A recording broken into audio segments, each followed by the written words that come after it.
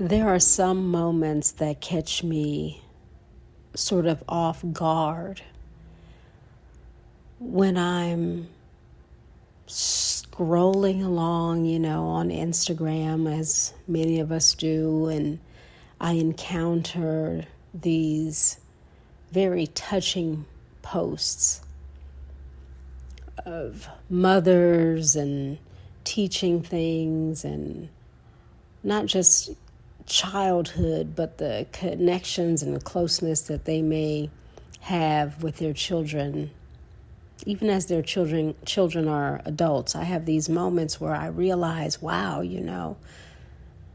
I carry more grief within myself than I realize. Because as I move throughout my day-to-day life, it's not like I'm feeling grief. It's not like I'm adversely impacted or affected or any of those things. I'm just going along. But there are those moments where I will see something. Maybe a mother and daughter having brunch, traveling together, a grandmother sitting watching the sunset with her grandchild. Those connective, meaningful moments. And I'm touched. I'm almost instantly brought to tears, like so many of us. I read comments and, someone may say, here I am again crying over strangers. Like, here I go again. And as the tears well, or my eyes just, are brought to water, whether they fall or not, it doesn't matter, the tears. I pause and give thought to what it means to be affected by something that went missing. It's deep and wide, right? It's one thing to have had something, to have had an experience and then lose it. Someone you've loved died, or whatever the disconnect may be, the loss, whatever the loss is, and to grieve that. And it's another thing to grieve something that you never had, when you bear witness to another having the many things. And I don't mean material, obviously not that. I'm talking about the interpersonal connection,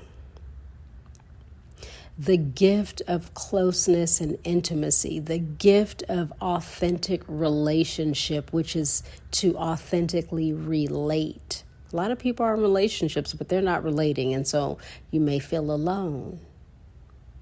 You can be in close proximity, you can have something, but if you're not relating, there's nothing there to be had. It's like being in a relationship. Oh, we've been together for 60 years. But all you have to show for that time are the years. No connection, no intimacy, no closeness, no authenticity, no real being. Just the familiarity that goes with being up close and personal, but nothing real. And I'm reminded of my childhood where I had my mother, but there was nothing real. And I don't know what it's like to have a grandparent with whom one is close. What is that like? Or to read a post that says there's nothing like a mother's love. We say things so broadly, as if a blanket statement, as if it applies to all people, and it isn't true. That is not a true statement. There's nothing like a mother's love. That's true if it's true for you, but it's not true for all people. In the same way that, some people may say, God doesn't give us more than we can bear. I mean, peel that back. When you're suffering or grieving or feeling some type of weight that's painful and tender and sad, distressing, maybe a loss of a child, let's just say, God doesn't give us more than we can bear. That's not the way of the path and the path of the way. Sometimes we say things as just sort of the thing we've heard. We think it brings comfort, and we don't give real thought to how that must land.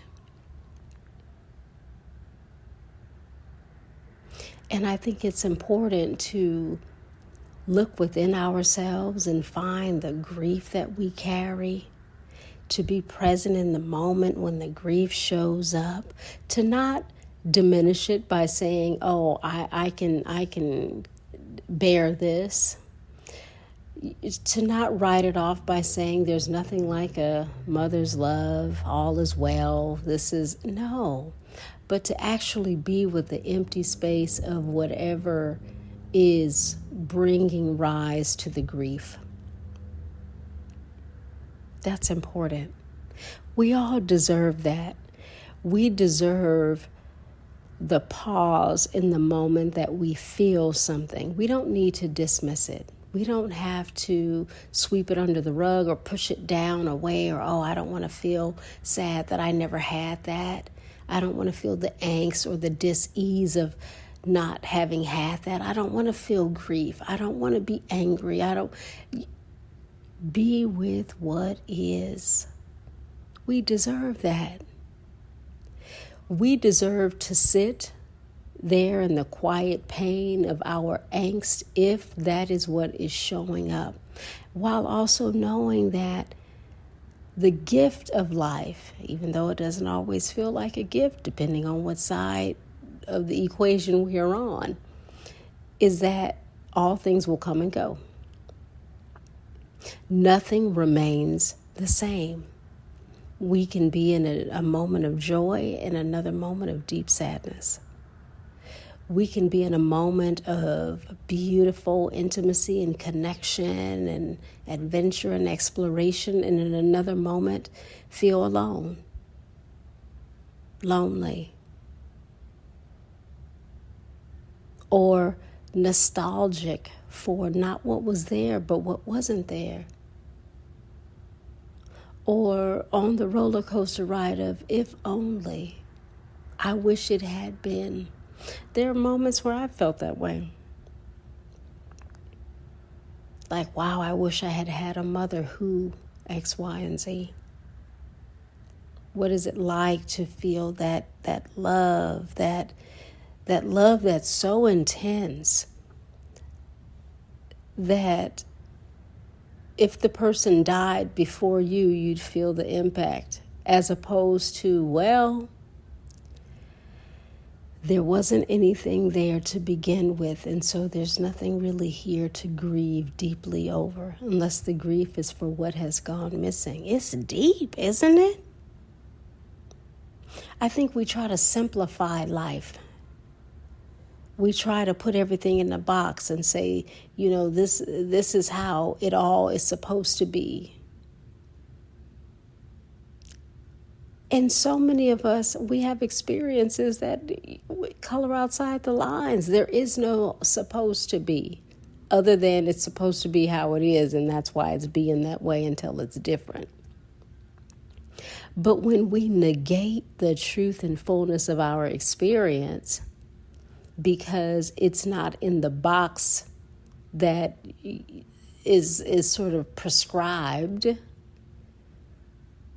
then we do ourselves a disservice by not accessing the fullness of who we are and loving ourselves and becoming curious about who in the heck we are to begin with. What is showing up for you in this moment even? And what is showing up for me when my eyes grow heavy with water and I think on what was not?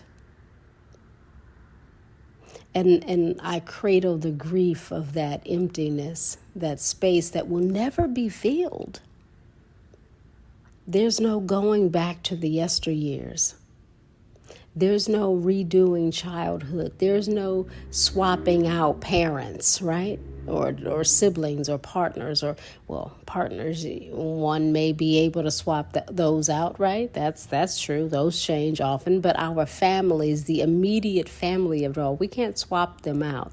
We are born into what we have. What do we do with the aches and the pains of that? What do we do with it? Where do we go?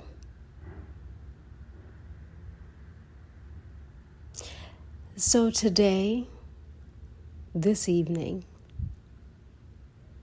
I'm giving thought to the moments that bring me to pause, where my eyes grow heavy with tears. And I feel that tender spot within. And I'm just practicing holding it and feeling the fullness of it and loving it in the present, which allows the grief to thin. It doesn't disappear because I can see something else or have another moment and here it comes again, but it can thin, not be so dense. Give me enough breathing space to almost forget until again I remember. And I invite us to hold those moments, hold ourselves, love the grief, be present with it, notice it. Because it's okay to feel, to live inside of this imperfect world, complete with all of the layers that arise within us. May we not turn away from what comes up for us, but be curious and learn and listen and hold it. Yeah, it's beautiful. And it's also painful. That's grief. To love is to grieve. May we love ourselves well. May we love ourselves well. Thank you, always for being here, lending me your ear, for your time and attention when you could be spending it otherwise. But here you are with me. Come back around. Let's continue to hold space. It does my heart well and fills me. Yeah, it does my heart well and fills me. May it do the same for you.